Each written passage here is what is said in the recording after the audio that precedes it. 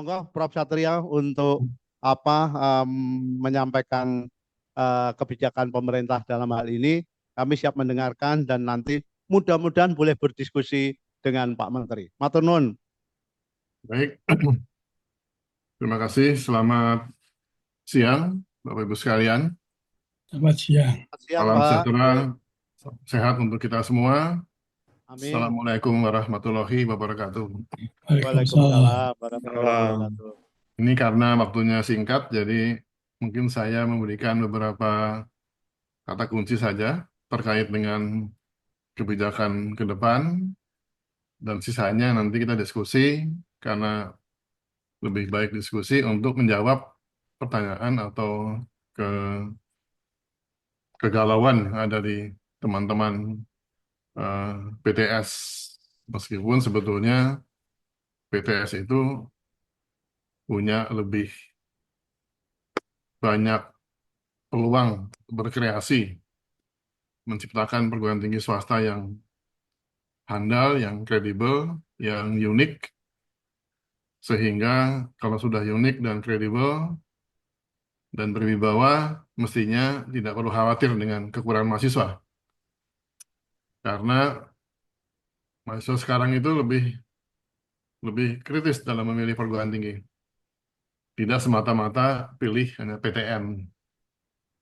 Ya, apalagi kita lihat sekarang banyak perguruan tinggi swasta yang juga tampil hebat, berwibawa, dan punya keunikan yang spesifik, sedemikian rupa sehingga menjadi pilihan utama dari calon mahasiswa pada tahun bersangkutan pada saat pendaftaran. Ya, jadi kita lihat saja ada satu perguruan tinggi swasta yang punya keunikan, yaitu mempunyai asrama, berasrama selama 4 tahun untuk S1, di mana karena pendidikannya baik dan asrama itu membentuk anak-anak lulusannya menjadi lulusan yang santun, ya, yang mempunyai eh, komitmen yang tinggi terhadap kualitas dan juga mempunyai semangat juang yang tinggi untuk survive dalam kehidupannya. Akibatnya banyak sekali orang tua yang mengirimkan mahasiswanya itu ke sana, tidak ke PTN yang ada di sekitarnya. Meskipun lokasi jauh di daerah terpencil, artinya tidak mudah dijangkau dengan eh, perjalanan darat, jauh dari bandara, ternyata juga itu masih diminati oleh banyak orang tua, kirim anaknya, dan orang tersebut tinggalnya di kota-kota besar. Itu contoh ya, bahwa sebetulnya kalau PTS itu punya satu keunikan dan memang diminati oleh calon mahasiswa yang sekarang lebih kritis, maka mestinya Bapak Ibu tidak perlu khawatir bahwa PTN terlalu banyak yang mahasiswa dengan macam-macam jalur, termasuk jalur mandiri. Meskipun yang mandiri itu pun juga sedang kita evaluasi, karena kami juga mencoba untuk membatasi penerimaan mahasiswa baru oleh PTN, PTNBH terutama, dengan berbagai macam jalur, dengan berbagai macam dalih. Dalih mereka adalah bahwa dana pemerintah tidak cukup mendanai perguruan tinggi negeri tersebut. Itu terjadi karena memang ada mispersepsi antara Kementerian Keuangan dengan kami, di mana Kementerian Keuangan menganggap kalau perguruan tinggi itu otonom, yang negeri itu otonom, maka dia dianggap mampu secara fiskal itu mandiri. Padahal tidak demikian desain besar dari PTNBH itu. PTNBH didesain memberikan otonomi pada perguruan tinggi, masuk otonomi keuangan, tapi bukan kemudian mandiri secara keuangan. Pemerintah negara tetap mendanai PTN tersebut dengan besaran yang signifikan sesuai dengan kemampuan kapasitasnya, sehingga mereka tidak perlu sebetulnya menarik tambahan lagi dari mahasiswa atau tidak perlu menambah mahasiswa yang berlebihan hanya untuk mengumpulkan sejumlah uang untuk operasional. Pada dasarnya, pemerintah sudah memberikan cukup pada PTN tersebut, sehingga PTN tersebut tidak pada tempatnya untuk melakukan kegiatan jalur mandiri dan sebagainya. Jadi memang dua sisi kita ingin benahi, kita benahi PTN BH supaya mereka lebih tertib dalam menerima mahasiswa baru dan sebagainya. Tapi juga dari sisi kemudian keuangan, kami juga berharap mereka lebih paham bahwa otonomi yang diberikan itu bukan dalam pengertian memandirikan biaya perguruan tinggi tersebut. Untuk pihak juga PTS saya dorong juga untuk ya tidak hanya menunggu sisa mahasiswa dari PTN, tapi lebih kepada tampilkanlah sesuatu yang unik sehingga pilihan utama ada pada PTS tersebut. Baik, terkait tadi dengan beberapa isu yang dilemparkan oleh Bapak pimpinan atau Bapak moderator. Jadi kebijakan kami ke depan, kalau dari sisi apa namanya program pemerintah, tentunya kita mendukung program pemerintah Kabinet Merah Putih sampai dengan tahun 2029 menyangkut ada 4 aspek, 4 atau 5 aspek. Yang pertama, pemerintah ingin memastikan eh, terwujudnya swasembada pangan. Kemudian terwujudnya swasembada energi. Berikutnya terwujudnya tersediaan air bersih, air minum yang cukup untuk populasi Indonesia yang terus-menerus bertambah. Dan dengan makin langkanya sumber daya air yang bisa dijadikan sumber untuk masyarakat banyak. Dan berikutnya adalah hilirisasi industri berbasis pada sumber daya alam maupun sumber daya eh, mineral, termasuk di sini digitalisasi, supaya ekonomi Indonesia tumbuh mencapai angka 8%. Nah, untuk itu pemerintah atau kementerian kami berupaya untuk yang pertama memastikan ketersediaan human capital yang mampu untuk mewujudkan tadi misi pemerintah lewat pendidikan dan sebagainya, sehingga mereka mempunyai skill atau knowledge yang sesuai dengan kebutuhan pemerintah untuk tadi mencapai swasembada pangan, energi, dan sebagainya. Kami juga di kementerian berupaya untuk menggalakkan riset dan pengembangan, paling tidak untuk bidang-bidang yang tadi pemerintah sudah jadikan prioritas, untuk pangan, energi, hilirisasi, digitalisasi, ketersediaan air. Dengan riset yang dikembangkan, bahkan juga risetnya pun diharapkan bisa memberikan suatu upaya atau hasil untuk dijadikan produk yang komersial, kompetitif, bersaing di pasar lokal maupun internasional, sehingga nanti Indonesia mempunyai industri yang juga mempunyai daya saing.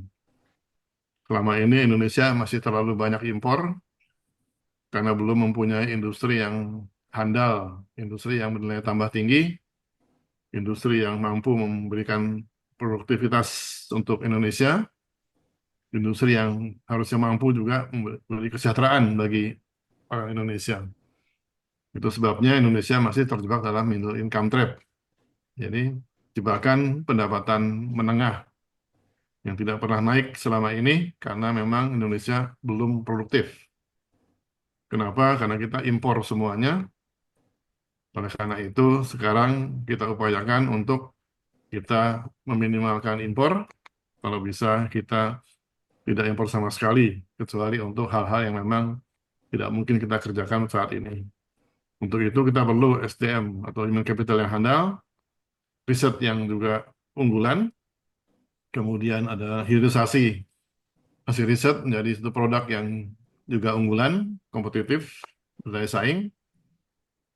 Dan di samping itu juga kami di kementerian mengupayakan adanya suatu pemahaman tentang sains teknologi yang dipahami sebagai satu eh, keniscayaan dari tumbuhnya sebuah negara. Minimal masyarakat harus punya mindset eh, scientific, scientific mindset, scientific culture, sehingga dalam buat keputusan di tingkat menengah maupun tingkat tinggi, seyogyanya selalu berbasis kepada scientific evidence, supaya kebijakan tersebut betul-betul dapat dilaksanakan oleh masyarakat atau pemerintah dan bermanfaat untuk masyarakat maupun untuk stakeholder yang lain. Jadi kami mencoba untuk menumbuhkan budaya ilmiah unggul di masyarakat di semua lini. Selain daripada ilmuwannya juga para pembuat kebijakan, harapan kami dia mempunyai juga, mereka punya yang namanya budaya ilmiah unggul. Artinya membuat kebijakan berdasarkan suatu evidence atau bukti ilmiah yang scientific. Karena saya meniru India sebetulnya. India mempunyai dalam konstitusinya itu punya yang disebut dengan scientific temper, ya. Jadi ada apa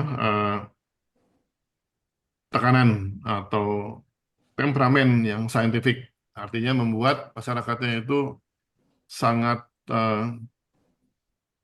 ingin belajar, berpikirnya kritis, banyak bertanya. Itu membuat India meskipun ekonominya nggak terlalu maju, tapi scientifically mereka unggul di dunia karena itu. Nah, kami juga ingin seperti itu, tentunya dengan cara yang beda, karena kita punya keberagaman yang luar biasa. Keberagaman pun adalah satu upaya kita untuk maju dengan lebih baik, dengan keberagaman kita. Dan yang penting, sains teknologi itu sesuatu yang menjadi kebutuhan dari masyarakat. Negara yang maju adalah negara yang berbasis kepada sains dan teknologi, sehingga dia produktif dan mampu mensejahterakan rakyatnya, nggak tergantung kepada impor maupun hal-hal yang eh, tergantungan kepada siapapun di bumi ini. Baik, nah berikutnya tentang tadi ada isu mengenai Permen 53 dan Permen 44 dan lain-lain.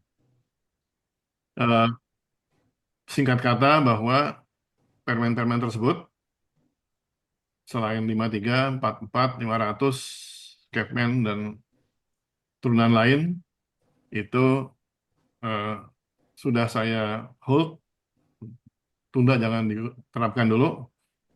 Dan saya sedang saya dan tim mengadakan penelaahan terhadap permen-permen tersebut untuk segera kita adakan revisi atau pembatalan atau revisi total, revisi tergantung dari eh, konteks yang ada. Jadi pasal mana yang kita hilangkan, mana yang kita sederhanakan, mana yang mungkin kita perbaiki.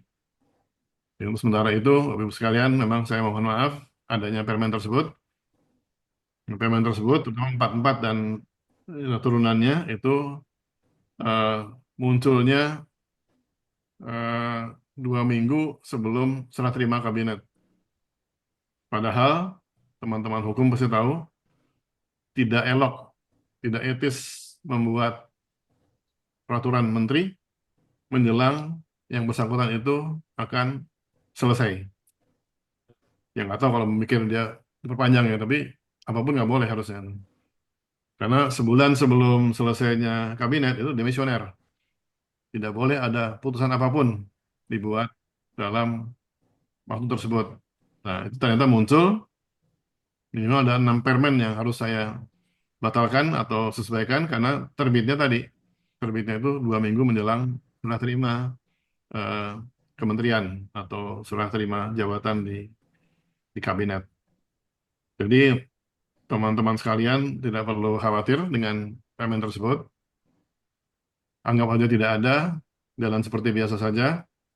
Kami akan pastikan di kementerian untuk membenahi itu semua. Dan dalam waktu dekat, mudah-mudahan terbit yang memang seharusnya. dan itu yang terbaik untuk teman-teman di perguruan tinggi negeri maupun swasta. Oleh karena itu juga tidak perlu khawatir bahwa profesor harus ditangani sendiri oleh yayasan, karena toh aturan yang terkait akan kita tinjau kembali dan kita akan adakan suatu perubahan yang signifikan.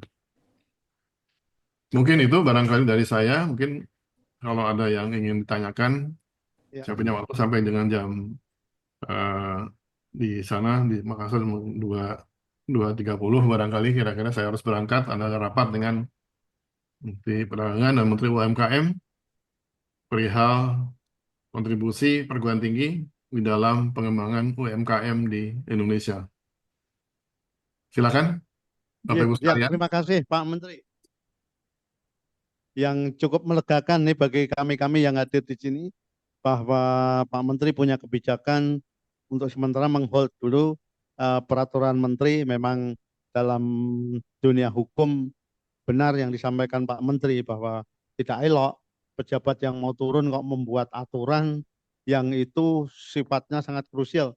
Pejabat mau turun itu ya tinggal melanjutkan yang rutin-rutin saja begitu. Matur Ya, nuwun ini tentu melegakan bagi kami di kalangan rekan-rekan perguruan tinggi Katolik Indonesia yang tergabung dalam Asosiasi Perguruan Tinggi Katolik ini. Ya. Kami buka kesempatan Ibu Bapak Romo yang akan bertanya pada Pak Menteri. Mumpung ketemu beliau dan beliau memberikan kesempatan bagi kita untuk menanyakan hal-hal yang terkait dengan pengelolaan dunia pendidikan tinggi, terutama kebijakan pemerintah ya yang menyangkut perguruan tinggi swasta. Dan tadi juga melegakan juga Pak Menteri akan mengevaluasi program-program jalur mandiri yang diselenggarakan oleh perguruan tinggi negeri. Ini cukup melegakan bagi kami, Pak, karena kami ini saling menguatkan satu sama lain untuk memperkuat kita sebagaimana yang ditekankan Pak Menteri. Kami juga ingin menonjolkan keunggulan-keunggulan kami sehingga orang tua calon mahasiswa tidak sungkan-sungkan lebih memilih menguliahkan anaknya ke perguruan tinggi swasta daripada ke perguruan tinggi negeri. Monggo siapa yang mau bertanya yang akan mengawali untuk hal ini? Ya, monggo. Terima kasih Pak Menteri atas waktunya. Saya Ferdinand dari Sugio Pranoto, Semarang. iya Pak. Iya, semoga pernah mendengar nama kampus saya ya, Prof. Sering Pak, sering. Oh, sering. Muncul di koran soalnya, di Kompas. Iya, iya. Iya, saya pikir yang paling utama bagi perguruan tinggi swasta karena kalau bertahan hidup kami sudah terlatih sejak nature-nya kan memang swasta hidup seperti itu. Hanya memang kadang-kadang ruang-ruang misalnya untuk hibah, untuk riset para Ya, dosen memang pertarungannya kadang-kadang kami merasa tidak berimbang itu ya. ya, Sehingga mungkin saya nggak tahu apakah ada kebijakan untuk mendorong di poin keempat Bapak waktu presentasi di DPR penguatan PTS. ya, Kami boleh tahu Bapak apa yang mungkin kami bisa siapkan supaya bisa mendukung program Pak Satrio penguatan PTS. ya, Bayangan saya salah satunya supaya kita tidak selalu diskusinya tentang serdos terus gitu ya, tapi ya, mungkin banyak riset-riset yang mendukung ya, pilar kedua untuk Indonesia Emas. Terima kasih Prof. Satrio, mungkin kami boleh di-spill dikit gitu untuk itu. ya. Mungkin saya jawab dulu ya, sebelum lupa. Terima kasih Pak. Jadi memang kami selalu berpikiran bahwa Indonesia kan memerlukan perguruan tinggi swasta selain perguruan tinggi negeri. Dulu idealnya, tapi saya belum bisa mewujudkan pembagian tugas PTN dan PTS. Idealnya PTS mengerjakan atau membuka prodi yang memang laku di masyarakat. Nah, sedangkan PTN harusnya mengerjakan atau melaksanakan atau membuka prodi yang memang nggak laku di masyarakat, tapi penting. Dengan demikian kan ada satu apa namanya komplementari, ya saling melengkapi negeri maupun swasta. Tapi itu belum belum berhasil, kita terus perjuangkan. Mudah-mudahan di suatu hari bisa terwujud seperti itu. Memang tugas negeri itu yang bidang-bidang yang nggak laku, yang penting dan berat. Nah, PTS ya silakanlah. Bidang-bidang yang memang laku masyarakat, berani membayar sesuai dengan kemampuannya, toh juga mutu pasti dijamin oleh para penyelenggara. Nah, kami mempunyai satu pandangan bahwa eh, dua-duanya harus kita dukung. Pemerintah pasti, swasta juga perlu. Betul kata Bapak, kita dulu mempunyai hibah-hibah kompetisi yang kita akan lanjutkan lagi. Dan supaya tidak terlalu apa tadi terlalu berat bagi PTS, ya kita memberikan satu eh, bantuan yang kemudian dikompetisikan atau dihibahkan lewat hibah kompetisi, tapi kompetisinya itu di antara PTS sendiri gitu loh, tidak dibandingkan dengan PTN karena berbeda sekali apa tingkat perkembangannya. Di PTS pun nanti kita lihat juga PTS besar, PTS yang sedang, PTS yang kecil, masing-masing mempunyai liga atau kelompok klaster untuk kompetisinya masing-masing itu.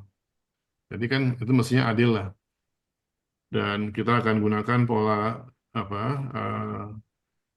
evaluasinya itu betul-betul berdasarkan merit sehingga kalaupun nanti ada teman-teman PTS yang belum bisa menang dapat hibah, tapi paling tidak tahu di mana kelemahan dari PTS tersebut. Karena hibah kompetisi itu sebetulnya intinya bukan hibahnya, tapi eh, evaluasi oleh eh, reviewer.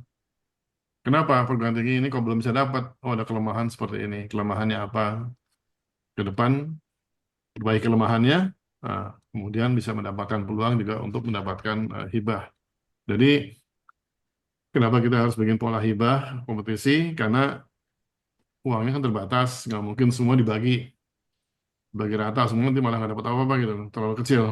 Jadi kita kompetisikan dengan secara adil, artinya sesuai dengan liganya masing-masing, kelompok masing-masing, dan nanti kalau memang sudah mencapai kemampuannya, pasti mendapatkan hibah yang mungkin jumlahnya sih kita ingin lumayan, tapi kita lihat dulu bagaimana kekuatan anggaran pemerintah untuk pendidikan yang ada saat ini. Sekali lagi, mekanisme itu sangat baik, dan kita akan teruskan, baik untuk riset maupun juga untuk pengembangan pendidikan. Nah, dua-duanya penting ini. Itu kita hibah kompetisikan supaya dari pihak perguruan tinggi juga berusaha untuk mengajukan program yang betul-betul baik, bermanfaat, dan memang dapat dilaksanakan oleh perguruan tinggi yang mendapatkannya. Demikian, Pak. Baik, terima kasih Pak Menteri atas jawaban-jawaban yang sangat-sangat mencerahkan bagi kami semua. Penanya berikut Profesor Yuda Taruna dari Universitas Atmajaya Indonesia Jakarta. Ya. Ya,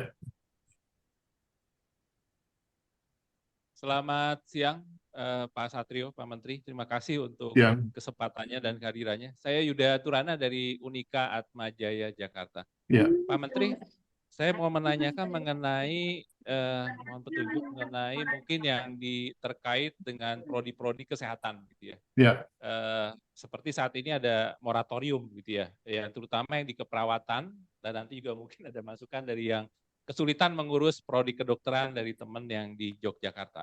Tapi ya, mengenai yang keperawatan, kebetulan Unika Atmajaya saat ini berencana membuat prodi keperawatan karena kita melihat bahwa alangkah baiknya kalau fakultas kedokteran itu berdampingan dengan keperawatan. Itu satu rumus, karena dalam satu rumah sakit, kalau dua prodi itu ada, itu saling menopang, menunjang, dan interprofesionalnya jalan. Gitu. ya, Dan kita kesulitan, saat ini sebenarnya kebutuhan perawat, khususnya di dunia global itu cukup tinggi, gitu ya, tapi masih terhalang oleh moratorium. ya, Itu yang pertama. Kemudian yang kedua, Pak Menteri, juga mengenai mungkin izin pengurusan fakultas kedokteran gitu ya. Kita melihat ada ketimpangan-ketimpangan begitu ya. Pendekatan personal itu lebih dipentingkan dibandingkan dengan pendekatan yang SOP standar operasional gitu ya. Itu juga yang kita lihat. Jadi mohon nanti berkenan Pak Menteri untuk mengevaluasi itu juga. Terima kasih sementara dari saya itu. Terima kasih Pak Menteri. Baik, terima kasih Pak. Jadi memang Untuk yang tadi perawatan ada memang moratorium sementara ini karena eh, jumlah yang dihasilkan juga cukup banyak, bahkan cenderung menjadi eh, berlebihan lulusannya, tetapi dalam hal pemanfaatannya atau penempatannya itu sangat minim sehingga banyak yang tidak jadi perawat bahkan menjadi pekerja bidang lain. Karena ada dua hal yang membuat seperti itu. Pertama, memang di perawatan ini kita banyak sekali yang prodinya kualitasnya belum memenuhi syarat atau kualifikasi kompetensi nurse secara universal, sehingga tidak bisa masuk ke lapangan pekerjaan untuk di internasional, ya. Nah, sedangkan di lokal sendiri memang pemanfaatan perawat juga masih belum maksimal karena ada ini hal lain ini di luar kami ini, tapi saya perlu ungkapkan pada teman-teman sekalian, di Indonesia ini aneh karena banyak sebetulnya fungsi perawat yang diambil alih oleh dokter, ya, sehingga memang perawat tersebut memang menjadi kecil sekali perannya, akibatnya juga apa gajinya atau insentifnya juga kecil karena perannya kecil, sehingga banyak yang tidak menarik untuk para perawat untuk kerja di rumah sakit atau kerja membantu dokter. Contoh sederhana saja, oke lah kita bicara bidan lah.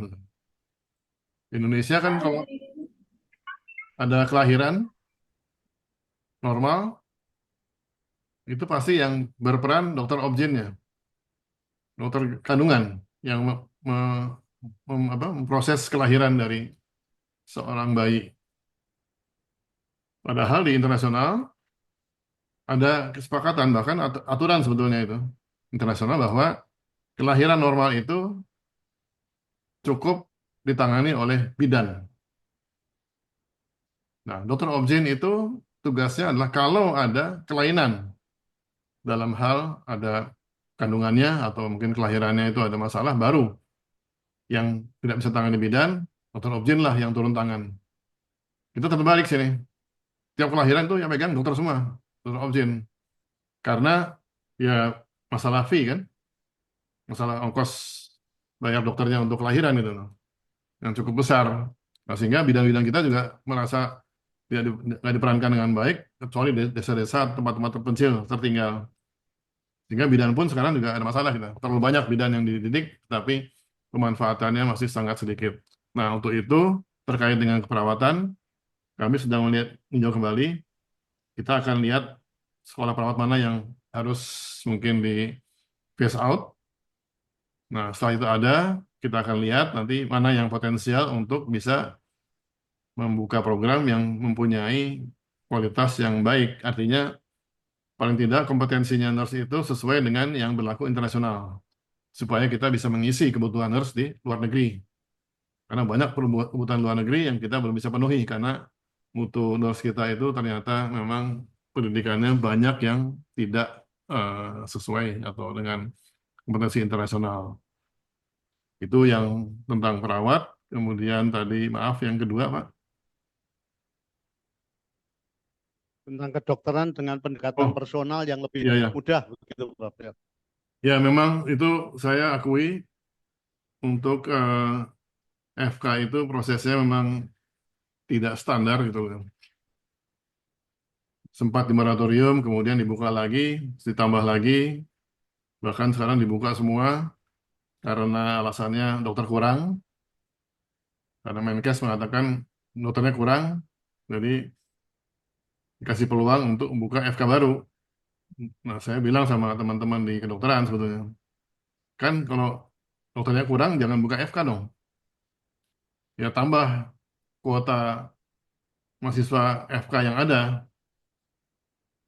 Di mana yang kurang, itu ditambah itunya, kuota mahasiswanya gitu loh. Daripada bikin yang baru, belum tentu dia berhasil dengan baik. Tapi rupanya ada euforia dari entah itu kepala daerah atau orang-orang tertentu, tokoh untuk mengadakan satu pembukaan FK baru.